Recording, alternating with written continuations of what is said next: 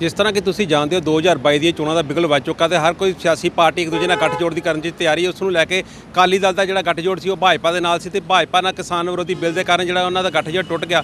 ਉਸ ਤੋਂ ਬਾਅਦ ਟੁੱਟਣ ਤੋਂ ਬਾਅਦ ਜਿਹੜਾ ਅਕਾਲੀ ਦਲ ਦਾ ਤੇ ਬਹੁਜਨ ਸਮਾਜ ਪਾਰਟੀ ਦੇ ਨਾਲ ਜਿਹੜਾ ਗੱਠਜੋੜ ਹੋਣ ਤੋਂ ਬਾਅਦ ਜਿਹੜੀ ਇਹਨਾਂ ਦੀ ਸੀਟਾਂ ਦਾ ਬਟਵਾਰਾ ਕੀਤਾ ਗਿਆ ਤੇ ਅੰਮ੍ਰਿਤਸਰ ਦੀ ਗੱਲ ਕਰੀਏ ਤੇ ਅੰਮ੍ਰਿਤਸਰ ਦੇ ਵਿੱਚ 2 ਸੀਟਾਂ ਜਿਹੜਾ ਅਕਾਲੀ ਦਲ ਦੇ ਜਿਹੜੇ ਬਸਪਾ ਦੇ ਹਿੱਸੇ ਦੇ ਵਿੱਚ ਆਈਆਂ, ਇੱਕ ਨੌਰਥ ਦੀ ਤੇ ਇੱਕ ਸੈਂਟਰ ਦੀ, ਜਿਸ ਨੂੰ ਲੈ ਕੇ ਇਹਨਾਂ ਦਾ ਜਿਹੜਾ ਗੱਠਜੋੜ ਹੋਇਆ। ਪਰ ਹੁਣ ਜੇ ਗੱਲ ਕਰੀਏ ਤੇ ਆਪਾਂ ਉੱਤਰੀ ਹਲਕੇ ਦੀ ਤੇ ਉੱਤਰੀ ਹਲਕੇ ਤੋਂ ਜਿਹੜੇ ਅਕਾਲੀ ਦਲ ਦੇ ਉਮੀਦਵਾਰ ਸੀ ਜਿਹੜੇ ਅਨਿਲ ਜੋਸ਼ੀ ਜੀ, ਉਹਨਾਂ ਨੂੰ ਜਿਹੜੀ ਭਾਜਪਾ ਛੱਡ ਕੇ ਉਹ ਅਕਾਲੀ ਦਲ ਦੇ ਵਿੱਚ ਸ਼ਾਮਲ ਹੋ ਗਏ ਨੇ ਤੇ ਸ਼ਾਮਲ ਹੋਣ ਤੋਂ ਬਾਅਦ ਜਿਹੜੀ ਉਹ ਸੀਟ ਹੈ ਜਿਹੜੀ ਅਕਾਲੀ ਦਲ ਨੇ ਆਪਣੇ ਹਿੱਸੇ ਵਿੱਚ ਲੈ ਲਈ ਆ ਤੇ ਉਸ ਤੋਂ ਜਿਹੜੇ ਬਹੁਜਨ ਸਮਾਜ ਪਾਰਟੀ ਉਹਨੂੰ ਸ਼ਾਮ 84 ਤੋਂ ਜਿਹੜੀ ਸੀਟ ਦੇ ਦਿੱਤੀ ਗਈ ਆ। ਸਾਡੇ ਨਾਲ ਇਸ ਵੇਲੇ ਭਾਜਪਾ ਬਸਪਾ ਦੇ ਜਨਰਲ ਸਕੱਤਰ ਮਨਜੀਤ ਸਿੰਘ ਕਟਵਾਲ ਮੌਜੂਦ ਹੈ। ਆਪਾਂ ਉਹਨਾਂ ਨਾਲ ਗੱਲਬਾਤ ਕਰਾਂਗੇ ਤੇ ਜਾਣਾਂਗੇ ਕੀ ਗੱਲਬਾਤ ਹੋਈ। ਹਾਂਜੀ ਮਨਜੀਤ ਜੀ, ਜਿਹੜੀ ਨੋਲ ਸੀਟ ਹੈ ਜਿਹੜੀ ਤੁਹਾਨੂੰ ਛੱਡ ਦਿੱਤੀ ਗਈ ਹੈ ਅਕਾਲੀ ਦਲ ਨੇ ਲੈ ਲਈ ਆ, ਕੀ ਕਹਿਣਾ ਚਾਹੁੰਦੇ ਉਹਦੇ ਬਾਰੇ?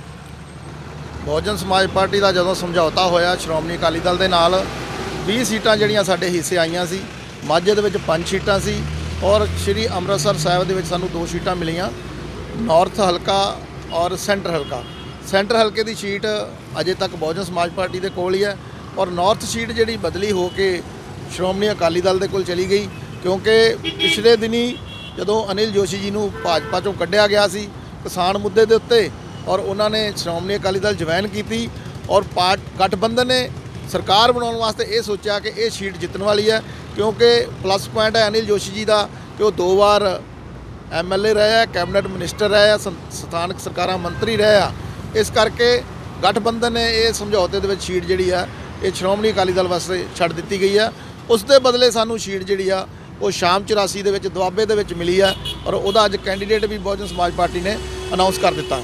ਸੁਜਾਨਪੁਰ ਦੀ ਸੀਟ ਨੂੰ ਬਦਲ ਦਿੱਤਾ ਗਿਆ, ਉਸ ਦੇ ਬਾਰੇ ਕੀ ਕਹਿਣਾ ਚਾਹੁੰਦੇ? ਸੁਜਾਨਪੁਰ ਦੀ ਸੀਟ ਵੀ ਬਦਲੀ ਗਈ ਹੈ, ਉਹਦੀ ਜਗ੍ਹਾ ਤੇ ਸਾਨੂੰ ਕਪੂਰਥਲਾ ਸੀਟ ਮਿਲੀ ਹੈ, ਕਿਉਂਕਿ ਗਠਬੰਧਨ ਚਾਹੁੰਦਾ ਹੈ ਕਿ ਅਸੀਂ ਸਰਕਾਰ ਬਣਾਉਣੀ ਹੈ 2022 ਦੇ ਵਿੱਚ ਔਰ ਗਠਬੰਧਨ ਨੇ ਜਿਹੜੇ ਜਿੱਤਣ ਵਾਲੀਆਂ ਸੀਟਾਂ ਉਹ ਬਹੁਜਨ ਸਮਾਜ ਪਾਰਟੀ ਨੂੰ ਦਿੱਤੀਆਂ ਔਰ ਜਿੱਥੇ ਜਿੱਥੇ ਅਕਾਲੀ ਦਲ ਦੇ ਉਮੀਦਵਾਰ ਜਿਹੜੇ ਮਜ਼ਬੂਤ ਆ ਉਹ ਸੀਟਾਂ ਅਕਾਲੀ ਦਲ ਦੇ ਕੋਲ ਹੈ। ਜਿੱਥੇ ਬਹੁਜਨ ਸਮਾਜ ਪਾਰਟੀ ਮਜ਼ਬੂਤ ਹੈ, ਜਿੱਥੇ ਬਹੁਜਨ ਸਮਾਜ ਪਾਰਟੀ ਦਾ ਕੇਡਰ ਹੈ, ਬੂਥ ਲੈਵਲ ਤੱਕ ਸਾਡਾ ਕੇਡਰ ਹੈ, ਉਹ ਜਿਹੜੀਆਂ ਸੀਟਾਂ ਉਹ ਬਹੁਜਨ ਸਮਾਜ ਪਾਰਟੀ ਦੇ ਹਿੱਸੇ ਆਈਆਂ।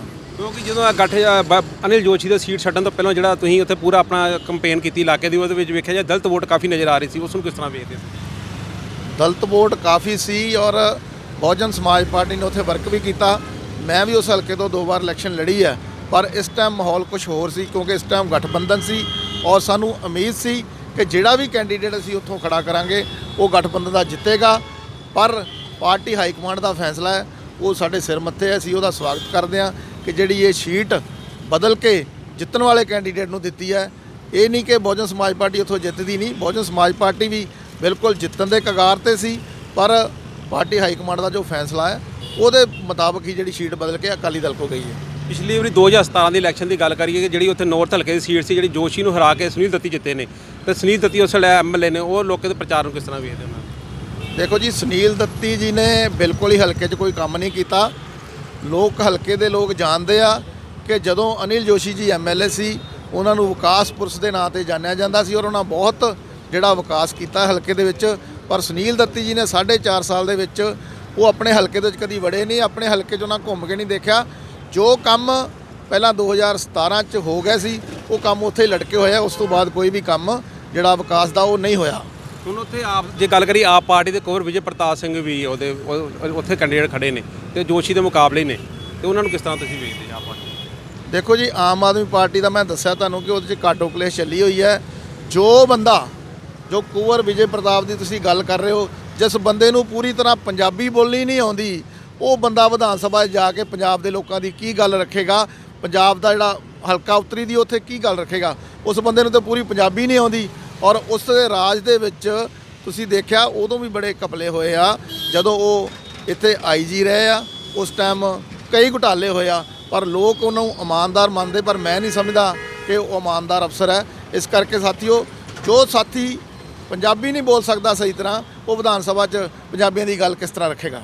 ਜੇ ਆਪਾਂ ਗੱਲ ਕਰੀ 2017 'ਚ ਪਿਛਲੇ ਅਕਾਲੀ ਦਲ ਨੂੰ ਨਕਾਰਿਆ ਗਿਆ, ਬਰਕਾਰੀ ਕਾਨੂੰਨ ਲੈ ਕੇ ਜਾਂ ਬੇਅਦਬੀ ਕਾਨੂੰਨ ਲੈ ਕੇ, ਤੇ ਹੁਣ ਕੀ ਉਹਨੂੰ ਕਿਸ ਤਰ੍ਹਾਂ ਵੇਖਦੇ ਸੀ? ਦੇਖੋ ਜੀ, ਮੈਂ ਸਮਝਦਾ ਕਿ ਬਰਗਾੜੀ ਕਾਂਡ ਦਾ ਜਿਹੜਾ ਦੋਸ਼ ਹੈ ਉਹ ਅਕਾਲੀ ਦਲ ਦੇ ਲੋਕੀ ਮੜ ਰਹੇ, ਪਰ ਇਸ ਤਰ੍ਹਾਂ ਦੀ ਕੋਈ ਗੱਲ ਨਹੀਂ। ਕੋਈ ਵੀ ਰਾਜਾ ਨਹੀਂ ਚਾਹੁੰਦਾ ਕਿ ਉਹਦੇ ਰਾਜ ਦੇ ਵਿੱਚ ਕੋਈ ਇਸ ਤਰ੍ਹਾਂ ਦਾ ਕਾਂਡ ਹੋਵੇ। ਅਗਰ ਇਹ ਕਾਂਗਰਸ ਚਾਹੁੰਦੀ ਸੀ ਕਿ ਵੀ ਬਰਗਾੜੀ ਕਾਂਡ ਦੇ ਲੋਕਾਂ ਨੂੰ ਸਜ਼ਾ ਦਿੱਤੀ ਜਾਵੇ ਤੇ ਫਿਰ 4.5 ਸਾਲ ਦੇ ਵਿੱਚ ਕਾਂਗਰਸ ਨੇ ਕਿਉਂ ਉੱਤੇ ਕੋਈ ਸਟੈਪ ਨਹੀਂ ਚੁੱਕਿਆ।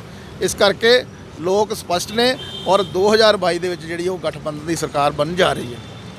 ਇਹ ਸਨ ਪੰਜਾਬ ਦੇ ਜਨਰਲ ਸਕੱਤਰ ਮਨਜੀਤ ਸਿੰਘ ਅਟਵਾਲ, ਜਿਨ੍ਹਾਂ ਨੇ ਸਾਡੇ ਨਾਲ ਗੱਲਬਾਤ ਕੀਤੀ। ਉਹਨਾਂ ਕਹਿਣਾ ਕਿ ਜਿਹੜੀ ਸਾਡੀ ਜਿਹੜੀ ਨੌ ਸੀਟ ਸੀ ਉਹ ਪਹਿਲਾਂ ਵੀ ਜਨਰਲ ਸੀਟ ਸੀ ਤੇ ਇੱਕ ਜਿਹੜੀ ਅੰਮ੍ਰਿਤਸਰ ਦੇ ਕੇਂਦਰੀ ਹਲਕੇ ਦੀ ਜਿਹੜੀ ਸਾਨੂੰ ਸੀਟ ਦਿੱਤੀ ਗਈ, ਉਸ ਤੋਂ ਬਾਅਦ ਜਿਹੜੀ ਹੁਣ ਜਿਹੜੀ ਇਹ ਸੀਟ ਅਨਿਲ ਜੋਸ਼ੀ ਦੀ ਭਾਜਪਾ ਤੋਂ ਕੱਢਣ ਤੋਂ ਬਾਅਦ ਜਿਹੜੀ ਆ ਅਕਾਲੀ ਦਲ ਨੇ ਅਨਿਲ ਜੋਸ਼ੀ ਨੂੰ ਦੇ ਦਿੱਤੀ ਗਈ। ਉਸ ਤੋਂ ਬਾਅਦ ਜਿਹੜੀ ਅਕਾਲੀ ਦਲ ਦੇ ਭਾਜਪਾ ਦਾ ਜਿਹੜਾ ਬਸਪਾ ਦਾ ਜਿਹੜਾ ਗਠਬੰਧਨ ਸੀ ਉਹ ਭੈਣ ਮਾਇਆਵਤੀ ਦੇ ਕਾਰਨ ਜਿਹੜੀ ਸਾਨੂੰ ਸ਼ਾਮ 84 ਦੀ ਸੀਟ ਦੇ ਦਿੱਤੀ ਗਈ ਆ, ਜਿਹਦੇ ਚੱਲਦੇ ਅਸੀਂ 2022 ਦੀਆਂ ਚੋਣਾਂ 'ਚ ਰਲ ਮਿਲ ਕੇ ਜਿਹੜੀ ਸਰਕਾਰ ਬਣਾਵਾਂਗੇ ਤੇ ਲੋਕਾਂ ਦੀ ਸਮੱਸਿਆ ਦਾ ਹੱਲ ਕਰਾਂਗੇ। ਕੈਮਰਾਮੈਨ ਸੰਦੀਪ ਦੇ ਨਾਲ ਲਲੀ ਸ਼ਰਮਾ, ਰਿਪੋਰਟ ETV ਭਾਰਤ।